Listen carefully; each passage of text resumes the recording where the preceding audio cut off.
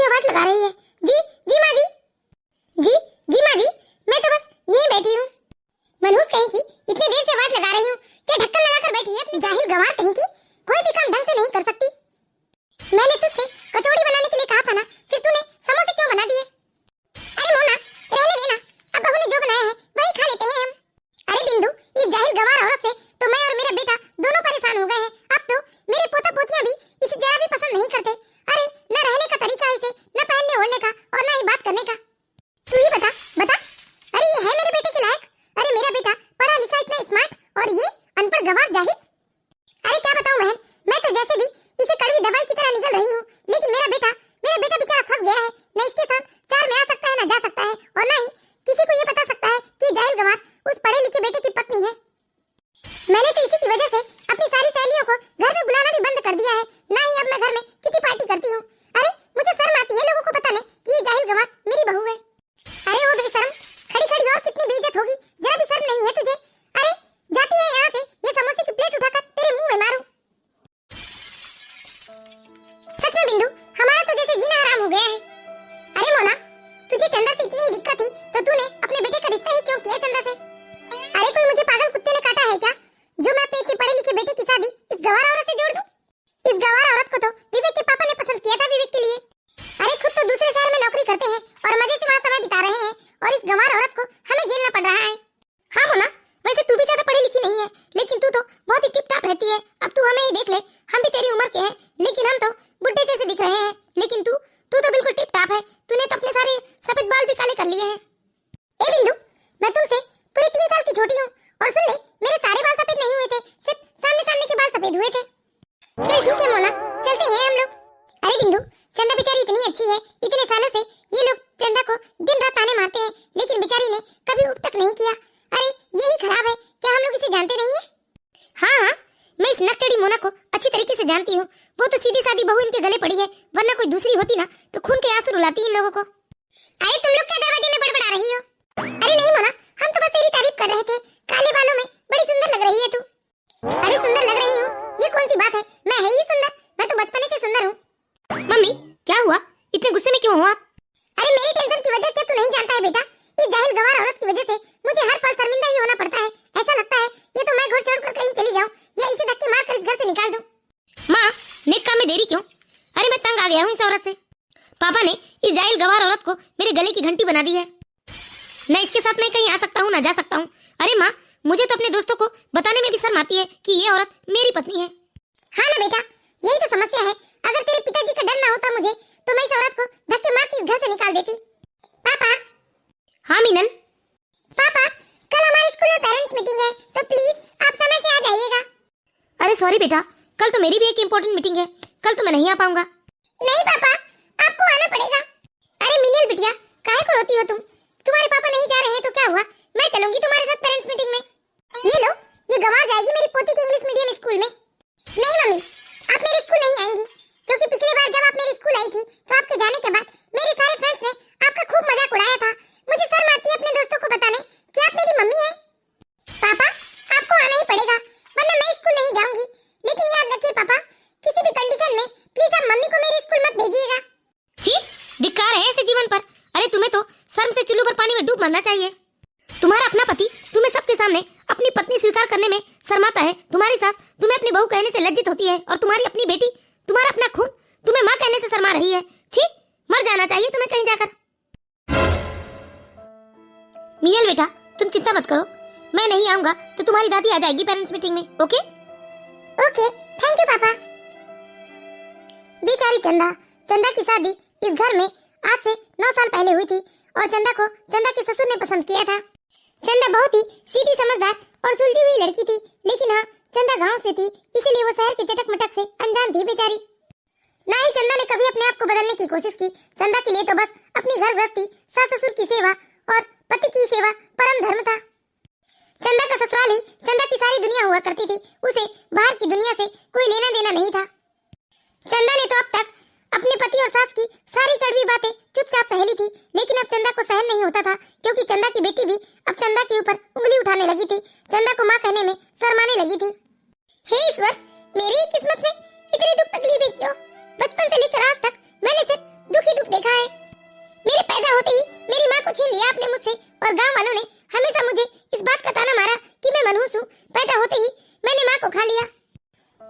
मेरे दादा दादी ने भी हमेशा मुझे दुत्कारा ये कहकर कि मैं बेटी हूँ। यहाँ तक मेरे पिताजी ने भी मुझसे मुंह मोड़ लिया। वो तो भला हो मेरे भगवान स्वरूप ससुर जी का, जिन्होंने मुझे पसंद करके इस घर की बहू बना लिया। फिर भी मैंने भगवान से कभी कोई शिकायत नहीं की, लेकिन आज मुझसे ये दुख बर्दाश्त नहीं होता कि मेरी अपनी बेटी मुझे माँ कहने से शर्माती है। मुझे तो लगता है कि ये बिल्कुल ठीक कह रहे हैं, मुझे ना अपनी जान दे देना चाहिए, धिक्कार है मेरे जीवन पर। लेकिन मैं मजबूर हूँ, मैं ससुर जी का वचन तोड़कर अपनी जान भी नहीं दे सकती। ससुर जी ने मुझे वचन दिया है कि मैं कभी भी अपनी मर्जी से अपने प्राण न त्यागूं। ऐसा करना कायरता है। बेचारी चंदा इस बात से बहुत ही दुखी थी कि उसकी अपनी बेटी उसे माँ कहने से शर्माती है। इसी तरह धीरे धीरे समय बीतने लगता है। अब चंदा किसी से कोई शिकायत नहीं कहती, बस घर के सारे काम करती और किसी कोने में पड़ी रहती, न ही उसे कोई घर में पूछने वाला था। एक दिन अचानक चंदा की सास की तबीयत खराब हो जाती है, तो चंदा सारी रात जाकर अपनी सास की सेवा करती है। लेकिन फिर भी सास को चंदा की सेवा रास नहीं आती। हे भगवान, मेरी माँ जी को जल्दी ठीक कर दीजिए। बेचारी चंदा रात भर जाकर अपनी सास की सेवा करती है और रात भर ईश्वर से बस यही प्रार्थना करती है कि ईश्वर उसकी सासू माँ को जल्दी ठीक कर दे। लेकिन सुबह होते होते बेचारी चंदा की आंख लग जाती है। उसी समय चंदा की सास गुस्से से चंदा को डांटती है। चंदा, चंदा, अरे कहाँ मर गई? अरे सत्यानाश हो इसका, कहाँ मर गई? चंदा, चंदा। अरे माँ जी मुझे आवाज लगा रही है। जी जी माँ जी, जी जी माँ जी, मैं तो बस यहीं बैठी हूँ। मनहूस कहेगी, इतनी देर से आवाज लगा रही हूँ, क्या ढक्कन लगाकर बैठी है अपने कान में? नहीं नहीं माँ जी, वो रात भर मैं जाग रही थी ना, तो ना जाने सुबह कब मेरी आंख लग गई। चुप, ज्यादा ही जबान चलाने लगी है क्या? अरे जाग कर तूने मुझ पर कौन सा एहसान कर दिया जो मुझे बता रही है कि रात भर से जाग रही थी? अरे तू नहीं जागेगी तो कौन जागेगा? तेरा बाप। दादी, अब कैसी है आपकी तबीयत? हाँ मिनल बेटा, तबीयत तो पहले से बेहतर है मेरी। मेरी तबीयत तो ना तेरी इस गवार माँ की वजह से खराब हुआ है। अरे सारा दिन दिमाग खा जाती है, इसी की टेंशन की वजह से बीमार हो गई हूँ मैं। कल इसकी वजह से मेरी सहेलियों के सामने मुझे कितना बेइज्जत होना पड़ा। इसी टेंशन की वजह से बीमार हुई हूँ मिनल मैं। हाँ दादी, आप बिल्कुल ठीक ही कह रही हैं। ये है ही इतनी गंदी माँ। अरे मुझे तो शर्म आती है अपनी सहेलियों को बताने में कि ये मेरी मम्मी है। मेरी सारी सहेलियों की मम्मी कितनी सुंदर और कितनी मॉडर्न है, लेकिन ये तो पूरी गंवार और देहाती जैसी दिखती है। ऐसा लगता है जैसे ये हमारे स्कूल में काम करने आई है। दादी, खास ऐसा हो कि ये हमारे घर से कहीं चली जाए और पापा बहुत ही सुंदर और एक मॉडर्न मम्मी लेकर आ जाए, जिन्हें मुझे सबके बताने में शर्म नहीं आएगी कि वो मेरी मम्मी है। चंदा को अपनी बेटी की बात सुनकर बहुत गहरी चोट लगी थी, इसलिए चंदा ने अपने निर्णय ले लिया था कि वो अब इस घर में नहीं रहेगी। दूसरे ही दिन चंदा अपने सास ससुर और पति के नाम पर एक पत्र छोड़कर वो घर छोड़कर कहीं चली जाती है। लेकिन चंदा के जाने का दुख किसी को नहीं होता, बल्कि सब लोग तो घर में जैसे जश्न मनाते हैं। लेकिन चंदा की सास को पता था, अगर चंदा के ससुर को ये बात पता चलेगी तो चंदा के ससुर उसे तुरंत ही खोजने निकल जाएंगे। इसलिए चंदा के पति और सास ने ये खबर चंदा के ससुर को नहीं सुनाई। विवेक, विवेक बेटा, विवेक। क्या हुआ माँ? सुबह सुबह क्यों शोर मचा रही हैं आप? बेटा, वो गवार चंदा घर छोड़कर चली गई है। देख, उसने लेटर भी लिखा है। माँ, ये तो खुशखबरी है हमारे लिए। आप इतना हैरान क्यों हो रही हैं? ये सोच लीजिए, उस गंवार चंदा से हमारा पीछा तो छूटा। अरे बेटा, मुझे उस चंदा के जाने का कोई अफसोस नहीं है। मुझे तो डर बस इस बात का है, अगर तेरे पापा को पता चल गया कि चंदा हमारी वजह से परेशान होकर घर छोड़कर चली गई है, तो तुझे पता है ना तेरे पापा क्या करेंगे। माँ, आप पापा की चिंता मत कीजिए, मैं पापा को अच्छी तरीके से मनाना समझाना जानता हूँ। मैं कह दूंगा कि अपनी मर्जी से घर छोड़कर गई है। हाँ बेटा, अगर तू अपने पापा को समझा लेगा ना, तो मुझे चंदा का जाने का कोई अफसोस नहीं है। अरे मैं तो किसी मॉडर्न लड़की से तेरी दूसरी शादी करवा दूंगी। हाँ मम्मी। चंदा के जाने का किसी को कोई अफसोस नहीं था। धीरे धीरे कुछ महीने बीत जाते हैं, लेकिन जब ये बात चंदा के ससुर को पता चलती है, तो चंदा के ससुर अपनी पत्नी और बेटे के ऊपर बहुत नाराज होते हैं। चंदा के ससुर ने चंदा को ढूंढने की बहुत कोशिश की, लेकिन चंदा का कहीं कोई पता नहीं चला। इस तरह धीरे धीरे पूरे 5 महीने का समय बीत जाता है। क्यों रे मोना, मैंने सुना है तेरी बहू घर छोड़कर चली गई है और तू अपने बेटे की दूसरी शादी करना चाहती है। हाँ कावेरी, मेरी बहू को गए तो 7 महीने हो गए हैं। अब मैं अपने बेटे की शादी ना एक बहुत ही पढ़ी लिखी और मॉडर्न लड़की से करना चाहती हूँ, जिसे मुझे सबके सामने में बताने में शर्म ना आए कि वो मेरी बहू है। लेकिन तेरी तो एक पोती भी है ना। अरे तुझे कहाँ से इतनी मॉडर्न और पढ़ी लिखी बहू मिल जाएगी? अरे कुंवारी ना सही, तलाकशुदा भी चल जाएगी। अच्छा तो सुन, मेरे रिश्तेदारी में एक लड़की है जिसका शादी के 3 महीने बाद ही तलाक हो गया था। देख ले, अगर तू कहे तो मैं बात आगे बढ़ाऊं। पहले ये बता, लड़की पढ़ी लिखी है या नहीं? अरे मोना, लड़की तो पढ़ी लिखी के साथ साथ पूरी मॉडर्न है। मॉडर्न? सच में कावेरी? हाँ मोना। अरे तो नेक काम में देरी क्यों, तू बात चला। लेकिन देख, पहले लड़की की फोटो ना तू मेरे बेटे के मोबाइल में व्हाट्सएप कर दे। यदि उसे लड़की पसंद आए तो मुझे कोई एतराज नहीं है। ठीक है, मैं आज शाम को ही विवेक के मोबाइल में व्हाट्सएप कर दूंगी लड़की की फोटो। अच्छा, लड़की का नाम क्या है? लड़की का नाम है जानवी। अरे वाह, जिसका नाम ही इतना सुंदर है वो खुद कितनी सुंदर होगी। चल ठीक है, मैं अपने बेटे को इस बारे में बता देती हूँ। अब तो मोना की खुशी का कोई ठिकाना नहीं रहता। जल्द ही विवेक के मोबाइल में लड़की की फोटो आ जाती है और लड़की की फोटो देखते ही विवेक उसे पहली नजर में पसंद कर लेता है और मोना भी। चूंकि जानवी भी तलाकशुदा थी, इसीलिए उसके माता पिता भी एक अच्छे लड़की की तलाश कर रहे थे। वैसे विवेक का परिवार भी काफी अमीर था, इसलिए उन्हें कोई मना भी नहीं कर सकता था। इस तरह 1 महीने के अंदर ही विवेक और जानवी की शादी बड़े ही धूमधाम से संपन्न होती है। वाओ, मेरी न्यू मम्मी तो कितनी सुंदर है। अब तो मैं अपनी सारी सहेलियों को बताऊंगी कि मेरी मम्मी भी उन्हीं की मम्मी की तरह कितनी सुंदर और स्मार्ट है। सुनो मिनल बेटा, अपनी न्यू मम्मी को ज्यादा परेशान नहीं करना। ओके पापा। सुनो जानवी बहू, आज मेरी कुछ सहेली आ रही है तुम्हें देखने, तो तुम कुछ अच्छा सा बना लेना सबके लिए। व्हाट? आपकी सहेलियों के लिए मैं क्यों कुछ बनाऊं? अरे मैं इस घर की बहू हूं, कोई आपकी नौकरानी नहीं। अरे बहू, तुम ये क्या बोल रही हो? बहू का तो फर्ज होता है घर की रसोई संभालना, आए गए की सेवा करना। मम्मी जी, आपका दिमाग तो नहीं फिर गया है? अगर मुझे घर का चूल्हा चौका ही संभालना होता तो मैं आपके बेटे से शादी ही क्यों करती? अगर चूल्हा चौका संभालना ही था तो मैं अपने पहले पति के साथ खुश रह लेती, लेकिन मुझे चूल्हा चौका तो संभालना नहीं था, इसलिए तो मैंने अपने पहले पति को तलाक दिया है। बहू, ये क्या बोल रही हो तुम? अरे तुम्हारी शादी को अभी 1 ही हफ्ता हुआ है और तुम इस तरह से बात कर रही हो अपने सास के साथ। देखिए मम्मी जी, आज ही हम लोग अपने हनीमून से लौटे हैं और मैं बहुत थक गई हूँ, इसलिए मैं आराम करने जा रही हूँ। प्लीज मुझे डिस्टर्ब मत कीजिएगा। जिंदगी एक सफर है सुहाना, यहाँ कल क्या किसने जाना। विवेक, देखा तुमने? ये तो गाना गुनगुनाते हुए अपने कमरे में चली गई। अब मैं क्या करूँ माँ, आपको ही तो मॉडर्न बहू चाहिए थी। मोना जी की बहू जानवी बहुत ही खूबसूरत थी और मॉडर्न भी, लेकिन उसे घर गृहस्थी संभालना बिल्कुल नहीं आता था। इस तरह धीरे धीरे समय बीतने लगता है और कुछ ही दिनों में घर में अव्यवस्था फैल जाती है। किसी को भी ना ही समय से खाना मिलता और ना ही वह किसी का कोई काम करती। इसीलिए अब विवेक ने घर में एक काम वाली रख लिया था। अरे यार, मुझे तो बहुत भूख लगी है, लेकिन ये काम वाली अभी तक नहीं आई है। मैं एक काम करती हूँ, अपने लिए मैगी ही बनाकर खा लेती हूँ। मम्मा मम्मा मम्मा, आज हमारे स्कूल में पेरेंट्स मीटिंग है, आप आएंगी ना? अरे दूर हट बदतमीज लड़की, देख तेरे हाथ में न जाने क्या भरा हुआ है, तूने मेरी साड़ी खराब कर दी। और सुन, मेरे पास इतनी फालतू फुर्सत नहीं है कि मैं तेरे स्कूल जाऊं पेरेंट्स मीटिंग अटेंड करने। मम्मा, आप मुझे ऐसा क्यों बोल रही हैं? मम्मा, क्या आप मुझे जरा भी प्यार नहीं करती हैं? चुप, एकदम चुप, मैं तेरी माँ नहीं हूँ। अरे तेरी माँ तो चली गई तुझे छोड़कर। अरे क्या हुआ जानवी, तुम मिनल को क्यों डांट रही हो? देखिए जी, मिनल को ना आप हॉस्टल में डाल दीजिए। अरे मुझसे ना मिनल की देखभाल नहीं होती और ये मुझे बहुत तंग करती है। ठीक है जानवी, मैं इसे हॉस्टल में डाल दूंगा। नहीं पापा, नहीं पापा, मुझे यहाँ अपने घर में रहना है, मुझे हॉस्टल में नहीं रहना है पापा। बेटा, हॉस्टल में तुम्हारे बहुत सारे फ्रेंड बनेंगे, मैं कल ही तुम्हें हॉस्टल में डाल दूंगा। दादी, ये मम्मी बहुत गंदी है दादी, मुझे तो मेरी पहली वाली मम्मी चाहिए दादी। मेरी पहली वाली मम्मी मुझे कितना प्यार करती थी दादी। नहीं मिनल बेटा, ऐसी बात मत करो, यही तुम्हारी माँ है। तुम्हें तो हॉस्टल जाना पड़ेगा बेटा, मैं चाहकर भी तुम्हें नहीं रोक सकती। अब इस घर में मेरी कहाँ चलती है? मिनल की दादी मिनल से बहुत प्यार करती थी, लेकिन मिनल के हॉस्टल चले जाने के बाद दादी बहुत ही दुखी रहने लगी और एक दिन मिनल की दादी की अचानक से तबीयत खराब हो जाती है। जानवी, जानवी बहू, मुझे कुछ खाने को लाकर दे दो, बहुत तेज बुखार आ गया है मुझे, कुछ खा लूंगी तो फिर बुखार की दवाई खा लूंगी। ये जानवी कहाँ गई? अरे दिन भर से मैं बीमार पड़ी हूँ इस कमरे में, लेकिन एक बार भी आकर झांक तक नहीं रही है।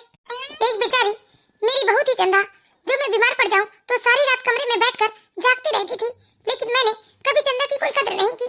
सारी मेरी ही गलती है। मैंने ये मॉडर्न बहू के सपने देखे थे, लेकिन मॉडर्न होने का मतलब ये नहीं होता कि परिवार को बर्बाद कर लिया जाए। कितनी सारी ऐसी मॉडर्न लड़कियां हैं जो बच्चों को ध्यान से रखती हैं और सास ससुर की सेवा भी करती हैं। मोना को अपनी गलती का एहसास होने लगा था, अब उसे हर पल बस चंदा की याद आती थी। अब उन्हें समझ में आ रहा था कि उन्होंने चंदा के रूप में क्या खोया है। जैसे तैसे मोना जी हिम्मत जुटाकर हॉल तक आती है। देख तू पार्टी में समय से आ जाना जानवी। जानवी, अरे ये कौन है तेरे पीछे? कमरे में चुपचाप बैठकर नहीं हो रहा था क्या?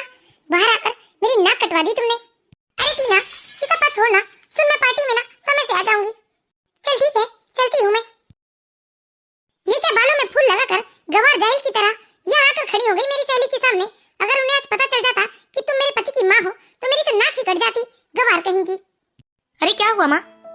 अरे क्या होगा, इस बुढ़िया के तो ड्रामे ही खत्म नहीं होते। जानवी, तुम्हारी इतनी हिम्मत, तुमने मुझे थप्पड़ मारा। दोबारा ऐसी गलती की ना तो दोनों माँ बेटे को जेल की चक्कियां पिसवा दूंगी, समझे? तुमने मुझे क्या अपनी पहले वाली भोली भाली चंदा समझा है? अरे मैं जानवी हूँ, जानवी। अगर तुम लोगों ने किसी भी तरह से मुझे परेशान करने की कोशिश की ना तो दहेज प्रताड़ना का आरोप लगाकर दोनों माँ बेटे को जेल की चक्कियां पिसवा दूंगी, समझी? विवेक, मुझे माफ कर दे बेटा, सब मेरी ही गलती है। अरे मैंने ही उस सीधी सादी भोली भाली चंदा को इतना प्रताड़ित किया कि वो घर छोड़कर चली गई बेटा। और मैंने मॉडर्न बहू की चाहत में तेरी दूसरी शादी इस जानवी से करा दी जिसने हमारा जीना हराम कर दिया है बेटा। सब हमारे ही कर्मों की सजा है बेटा। हाँ माँ, हमने उस भोली भाली सीधी सादी बेचारी चंदा को कितना परेशान किया माँ। माँ, ईश्वर हमें हमारे उसी कर्म की सजा दे रहा है जो हमारा पाला जानवी से पड़ा है माँ। लेकिन बेटा अब बहुत देर हो चुकी है, अब हम चाहकर भी इस जानवी से छुटकारा नहीं पा सकते बेटा। बेटा चंदा तो कोहिनूर की हीरा थी, लेकिन हमने हमेशा उसे पत्थर समझा। हमने उस बिन माँ की बच्ची चंदा का कितना दिल दुखाया है बेटा। भगवान हमें इसी की सजा दे रहा है और अब तो हम जीवन भर बस ऐसे ही सजा पाते रहेंगे। नहीं माँ, अभी भी कुछ नहीं बिगड़ा है। मैं इस जानवी को तलाक दे दूंगा माँ, लेकिन मैं इसके साथ तो एक पल भी नहीं रह सकता अब। अरे ये कितनी तेज तर्राट है, आज इसने मेरी इज्जत नहीं की, मुझ पर हाथ उठा दिया। लेकिन मुझे नहीं लगता बेटा ये जानवी इतनी आसानी से तुम्हें तलाक दे देगी। माँ, मैं कुछ भी करूंगा लेकिन इस जानवी के साथ तो नहीं रह सकता। अरे ऐसी औरत के साथ मैं कैसे रह सकता हूँ माँ, जिसने मुझ पर हाथ उठा दिया। अरे अपने पति के ऊपर हाथ उठा दिया। अच्छा तो तुम मुझे तलाक देना चाहते हो? अरे मिस्टर, ये बात मत भूल जाना कि मैं चंदा नहीं जानवी हूँ। जानवी इतनी आसानी से तुम्हारा पीछा नहीं छोड़ने वाली। अरे तुमने अपनी भोली भाली पत्नी को कितना परेशान किया है सब जानती हूँ मैं, लेकिन मैं चंदा नहीं हूँ जो चुपचाप तुम लोगों के अत्याचार सहूंगी और तुम्हारे अनुसार तुम्हें तलाक देकर तुम्हें छुटकारा दे दूंगी। अरे मैं तो जानवी हूँ, जानवी ईंट का जवाब पत्थर से देना जानती हूँ। चाहे मुझे जो भी कीमत चुकाना पड़े, लेकिन मैं तो तुम्हें तलाक देकर ही रहूंगा। छी, तुम कितनी घटिया औरत हो। हाँ तो तुम लोग भी दूध के धुले हुए नहीं हो जिनकी सेवा की जाए। अगर तुम लोगों ने ज्यादा दिमाग लगाया ना तो सबके खिलाफ घरेलू हिंसा का केस ठोक दूंगी, समझे? क्या हुआ, डर गए क्या? अच्छा ठीक है, कुछ दिन के लिए ही सही हो तो तुम मेरे पति ना। अगर तुम मुझे तलाक देकर मुझसे पीछे छुड़ाना चाहते हो ना तो मैं तुम्हें एक रास्ता बताती हूँ। क्या रास्ता है, बता तो सही। अरे तुम किस कीमत पर इस घर को छोड़कर जाओगी? थोड़ा सब्र करो, एक काम करो, तुम ना मुझे 50 लाख रुपए दे दो, मैं तुम्हें तलाक दे दूंगी। क्या 50 लाख रुपए? अरे तुम पागल तो नहीं हो गई हो? अरे मैं एक प्राइवेट कंपनी में जॉब करता हूँ, इतने रुपए मेरे पास नहीं है। ये सब मुझे कुछ नहीं पता। अगर तुम मुझसे छुटकारा पाना चाहते हो तो कीमत तो तुम्हें चुकानी पड़ेगी। अरे तुम्हारे पास कैश नहीं है तो क्या हुआ, तुम्हारे पास तो तुम्हारी पुश्तैनी जमीन है ना। तुम अपनी जमीन को बेच दो, 50 लाख रुपए तो आराम से आ जाएंगे। तो मैं तुम्हें हमेशा के लिए छोड़कर चली जाऊंगी, मतलब तुम्हें तलाक दे दूंगी। और यदि तुमने कीमत अदा नहीं की तो मैं यहीं रहकर तुम लोगों के साथ ऐसे ही अत्याचार करूंगी। तुम्हारा दिमाग तो ठिकाने पर है ना? आवाज नीचे, मेरा दिमाग ठिकाने पर है। तुम कहीं ये सोच रहे होगे कि तुम मुझे नुकसान पहुंचा दोगे, तो ऐसा सोचना भी मत, क्योंकि मैंने अपने मायके वालों को सब सिखा दिया है। वो लोग तुम लोगों को छोड़ेंगे नहीं। फिर दोनों माँ बेटे मिलकर आराम से बैठकर जेल में चक्कियां पीसना। तुमने अपनी भोली भाली पत्नी पर बहुत अत्याचार किए ना, सब जानती हूँ वो क्यों घर छोड़कर गई है, सब मालूम है मुझे। लेकिन मुझे तुम जैसे लोगों को सबक सिखाने में बड़ा मजा आता है। अरे मेरा तो काम ही है तुम जैसे बिगड़े हुए लोगों को सबक सिखाना। मैं यहाँ खड़े होकर तुम लोगों के साथ अपना कीमती समय बर्बाद नहीं करना चाहती। तुम लोग फैसला कर लेना, तुम्हें क्या चाहिए, जिंदगी भर इसी तरह की जिल्लत और परेशानी या फिर 50 लाख रुपए? ठीक है, सोच समझ कर जवाब दे देना। बेटा अब हम क्या करेंगे बेटा? अरे इतने रुपए कहाँ से लाएंगे हम? माँ, चाहे मुझे कोई भी कीमत अदा करनी पड़े, लेकिन इस घमंडी औरत से तो मैं तलाक लेकर रहूंगा। सब मेरी ही गलती है माँ। मैंने अपनी सीधी सादी पत्नी को कितना परेशान किया और मुझे अब ऐसी तेज तर्राट पत्नी मिली है जो मेरा जीना मुश्किल कर चुकी है, मुझे अपनी उंगलियों की इशारे पर नचा रही है। लेकिन बेटा इतने रुपए तुम कहाँ से लाओगे? माँ, मैं गांव की संपत्ति बेच दूंगा। लेकिन बेटा उसे बेचने के लिए पहले तुम्हें तुम्हारे पापा से बात करनी होगी, क्योंकि उनके आए बिना तो तुम वो संपत्ति नहीं बेच सकते। ठीक है माँ, मैं पापा से आज ही बात करूंगा और उन्हें कल घर आने को कहूंगा। अब विवेक ने फैसला कर लिया था कि चाहे कोई भी कीमत अदा करनी पड़े, लेकिन वो जानवी के साथ नहीं रहेगा। और विवेक ने अपने पिताजी को फोन करके सारी बात बता दी। दूसरे ही दिन विवेक के पिताजी घर आ जाते हैं। विवेक, विवेक बेटा, पापा पापा आ गए पापा। अरे विवेक बेटा, रोते क्यों हो? अब मैं आ गया हूँ ना, देखो सब कुछ ठीक हो जाएगा। पापा, मैंने बहुत बड़ी गलती की पापा। मैंने अपनी सीधी सादी पत्नी को बहुत परेशान किया पापा, बहुत अत्याचार किया मैंने चंदा के ऊपर और उसका परिणाम वो घर छोड़कर चले गई पापा। और मुझे एक पढ़ी लिखी मॉडर्न लड़की की चाहत थी, लेकिन ये जानवी मेरे गले पड़ी है जो मुझ पर तक हाथ उठा देती है पापा।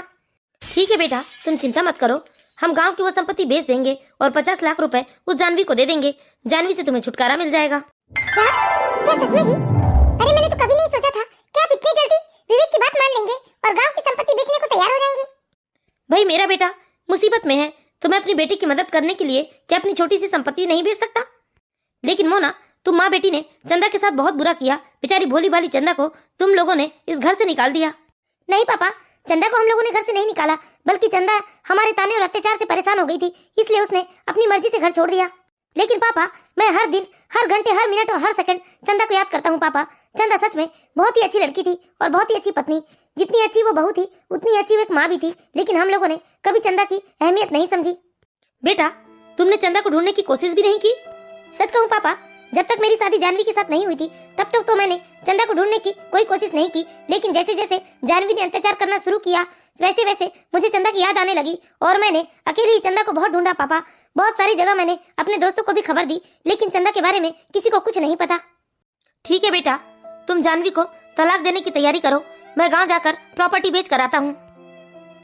माँ, अभी जानवी से हमें छुटकारा मिल जाएगा। विवेक और उसकी माँ अब बहुत खुश थी ये सोचकर कि अब उन्हें जानवी से छुटकारा मिल जाएगा।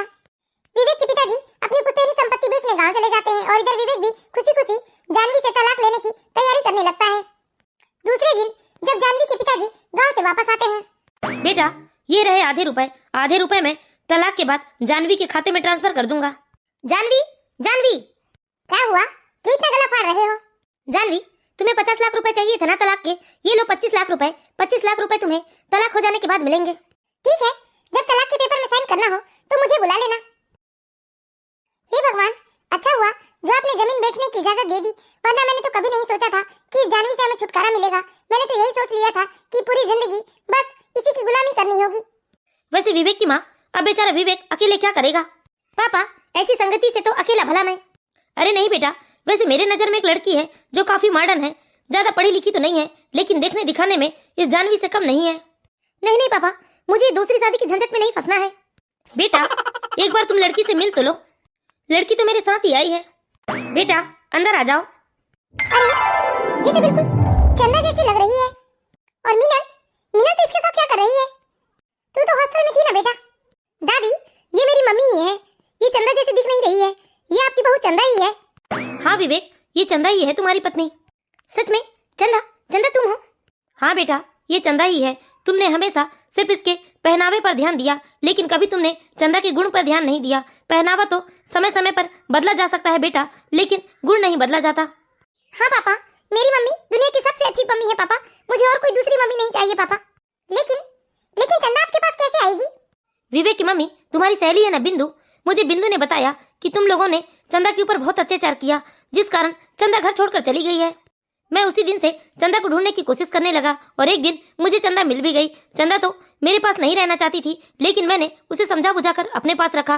फिर हम लोगों ने मीनल को भी हॉस्टल से ले आए। अब तुम बताओ, तुम क्या चाहती हो? क्या तुम चंदा को खुशी खुशी अपने बहू के रूप में स्वीकार करोगी? और नहीं भी किया तो कोई बात नहीं, चंदा मेरी बेटी है, मैं एक अच्छा लड़का ढूंढकर चंदा की दूसरी शादी करवा दूंगा। पापा, मैं आपके हाथ जोड़ता हूँ, आप ऐसा मत कहिए। मैंने एक बार तो अपनी गलती और अहंकार के चक्कर में अपनी इतनी अच्छी भोली भाली पत्नी को खो दिया, लेकिन अब मैं चंदा को नहीं खोना चाहता पापा। अब तो मैं चंदा को सराखों पर बिठा कर रखूंगा। चंदा, मुझे माफ कर दो। चंदा, चंदा मुझे माफ कर दो, इसलिए नहीं कि आज तुम एक पढ़ी लिखी मॉडर्न लड़की की तरह दिख रही हो, बल्कि तुम आज अपने पुराने पहनावे में भी रहोगी, तब भी मैं तुम्हारे पैर पकड़ के तुमसे माफी मांगने को तैयार हूँ। चंदा, मुझे छोड़कर मत जाना। चंदा, नहीं नहीं जी, आप मुझसे क्यों माफी मांगेंगे? आपको अपने किए पर